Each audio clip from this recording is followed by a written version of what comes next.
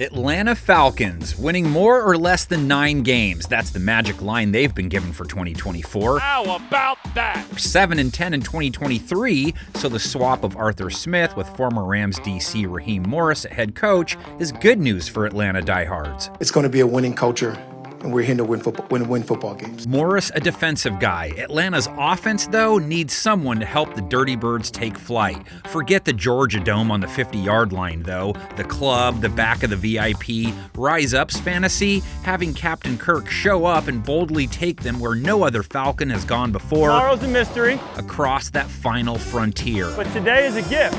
That's why they call it the present. Good thing Mini Kirko wasn't part of the deal. Him, Luda, and Cousins. That's too much bling, man. There's a lot of wisdom to be gleaned from Kung Fu Panda. Cousins on his third team, a great regular season quarterback. I was late.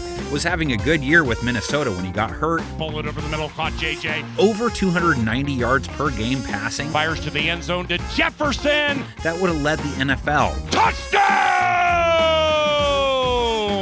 Rate over 100, 18 touchdowns in only 8 games, just 5 picks. Fires to the end zone. He takes over for Desmond Heineke, offense under their guidance, 18.9 points per game. Gonna go down! Stack back inside the 40-yard line. 26th. Ritter gonna get hit, gonna go down. And, you know, if Atlanta doesn't like that, well, they have a first rounder they can fall back on. Michael Penix Jr. Well, there it is. Quarterback, Washington. That is the first surprise of the NFL draft, to say the least. It's not that Atlanta doesn't have some of the necessary components for a good offense. Their O-line, 30.4 pressure rate allowed, 4th lowest. Gonna lob for the end zone. Pitts! And Taylor Ritter wasn't a quick pass signal caller. They were tied for 12th in sacks allowed. Throws for Michael Pruitt. Left tackle Jake Matthews, pressure rate allowed of just 6.7. Average for that position, 10.6. Doing a really good job of staying calm, keeping their poise. Right tackle Caleb McGarry's rate, also better than average. Same deal for right guard Chris Lindstrom. These are the moments you practice all the time. Those dudes plus Bijan Robinson make for a fine rush attack. Robinson had an impressive opening campaign, 4.6 a carry, 976 yards, 4 touchdowns on the ground. Bounces end zone. Only one game with 20 or more carries, though. Should see more action than that in year 2. Cousins is going to love throwing to him as well.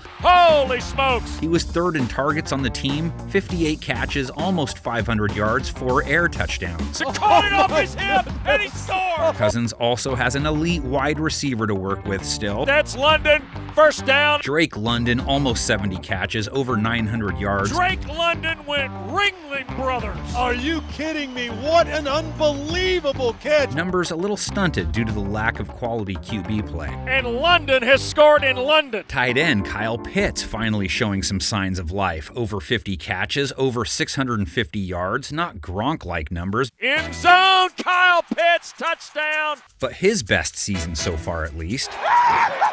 They did lose tight end Jonnu Smith, and he did contribute over 550 yards for them. Cutting free is Smith. There was a big drop-off behind those 4, guys like Van Jefferson, Mac Hollins, who they both let walk, replaced by Rondale Moore, spent 3 years in Arizona, 350 to 435 yards per year. He's got it! Touchdown! Also picked up Darnell Mooney from Chicago, 400-plus yards the last 2 years, but went for 1,000 the year before. Mooney, he's got it! Touchdown, Chicago! If their offense can make up the kind of ground like their defense did year over year, and the D improves a little with Morris at the helm, they could be cooking with gas. Well, you better pipe down. You better pipe down. Come on. Falcons moved up to 18th in points per game allowed last year, all the way to 11th in yards per game allowed. That's a safety. 3rd hardest team to move the sticks on, 4th toughest in the red zone. Man, he will be sacked. Agent Zero. Did all that without many takeaways either. They played the ground game well, held runners to 4 a run, 9th lowest. Immediate penetration in the backfield here by Atlanta. Falcons pass rush improved, 42 sacks, good enough for 21st at least. Understand, they couldn't bag groceries the previous year. And Bryce Young goes down. And their pass defense rose to acceptable levels, finally. Held quarterback quarterbacks to a 90.3 rating. Intercepted Jesse Bates. 9th lowest completion percentage, 6.8 yards per attempt. That's good. Stride it out, Jesse. Only 202 yards per game, 8th fewest. Intercepted by Jesse Bates. The signing of safety Jesse Bates, worth every penny. Over 130 tackles, only one safety had more. 6 interceptions, held quarterbacks to a low 60s rate. Bates has another interception. Richie Grant is back, one of 4 Falcons with 100 tackles in 2023, but he gave up 8 touchdowns and a rating over 135. He was the Waldo of their secondary. There's Hopkins all alone. If he doesn't straighten some things out, it could mean more of safety DeMarco Hellams, a rookie who held quarterbacks to a 73.9 rate. He impressed when he was out there. Good job by DeMarco Hellams. Another rookie who had a good year for them last year, cornerback Clark Phillips, only 11 games played, only 5 starts, did well with his reps, held his targets to a sub-80 rating. Terrific play by Clark Phillips. E. Alford, nickel cornerback, held quarterbacks to a mid-90s rating, not terrible when it comes to slot guys. Jesse Bates, D. Alford were there. Other departure from the DB room, cornerback Jeff Okudah, he did play solid for him. And thrown back to the original line of scrimmage, and it is 4th down. And then there's A.J. Terrell. They hope he can return to the A-level cornerback he's been before. Caught for the touchdown! Terrell's 2023 wasn't bad. It wasn't spectacular either. He covers a lot of WR1s. No picks, 4 TDs allowed, a rating near 100. Those numbers just don't fit the kind of cornerback he can be. A.J. Terrell's so smooth with it. No panic, bam, gets his hand up there. Their secondary got help from a committee approach pass rush up front, but a few committee members aren't coming back. They happen to tie for the team lead in sacks, too. Veteran DT Calais Campbell, 6.5 sacks and 17 starts. And outside linebacker Bud Dupree, who tied him for the lead. And taken down by Bud Dupree. But they like their young guy. Second-year outside linebacker Arnold Ebiketie took a big step forward with 6 QB takedowns. Under pressure, hit, on 3rd down. Ball's out. Comes loose. DT David Onyemata chipped in with 4. He's going to be sacked by Onyemata. Drafted defensive lineman Rook Orororo in the 2nd round to help. He's a raw player. You see those tools, the explosiveness, but just trying to get a better sense, a better feel for the game. Defeating blocks, finishing plays, those are areas that he can improve on. But Joel, when you watch him play, the explosiveness jumps off the screen. And linebacker Caden Ellis had 4, another good free agent signing from last year. And he's going down. He made a big difference against the run, too. Over 120 tackles, 11 for a loss. Down he goes. Linebacker Nathan Landman had a breakout year in his 2nd year. Unable to escape, and it's guess who? Landman. Not a big name, but he had a big season. What a day he's putting together. 110 tackles, 2 sacks, 1 pick, 3 forced fumbles. Just when they needed a play to get off the field, it's Landman yet again. And their defense has defensive tackle Grady Jarrett returning. If you're feeling a little tired, just go off the sideline there. Well, you were I'll true. take care of you. He can be a monster to deal with in the trenches.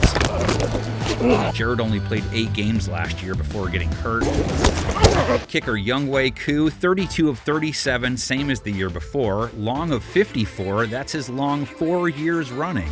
Weird. Good. Fly home safely, Atlanta. Big picture recap, Cousins is the reason Atlanta's being tabbed by so many to take the division. He's a huge upgrade behind center. At wideout, Mooney and Moore for Van Jefferson and Mac Hollins, just slapping pushes and all that, who knows. O-line, all 5 dudes from last year are back. That's a good thing generally speaking with these 5 guys. The defensive side has the most new faces. They don't have anyone of note taking over for Calais. Out of respect to his career and how well he played last year, that's a downgrade. Dupree's vacancy filled by more reps for Lorenzo Carter, maybe 3rd rounder Braylon Trice, also a slight downgrade, but a full year of Grady Jarrett is an improvement over a half year of him. Secondary, all their expected starters are returning Falcons. Okudah is the lone departure. He wasn't drastically better than anyone they're bringing back, so no harm, no foul, no pun intended. The case for them being worse than 9 wins, an aging pocket QB coming off an Achilles injury with a young buck sitting behind him, what could go wrong? We fine. To see how low they could go this year, let's pretend they're really sitting on a 7 to 8 win type roster. That's still enough to beat the Saints and the Bucs at home. Carolina isn't supposed to be ready yet, so beat them on the road.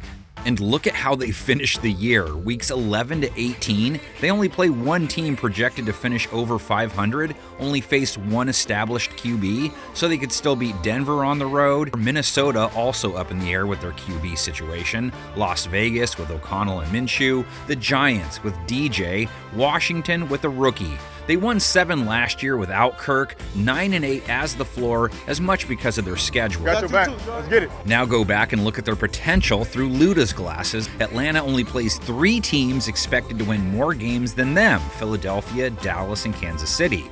So give them wins over Pittsburgh and the Chargers. So even if they still split with Tampa Bay and the Saints, we get an 11-6 ceiling height. Go harder, bro. Let's go harder. Game preview guy guess, division winners at 9-8. Would have been nice to see them add a starter with that first pick, but what do I know? I live in a bag. Great day to play some football.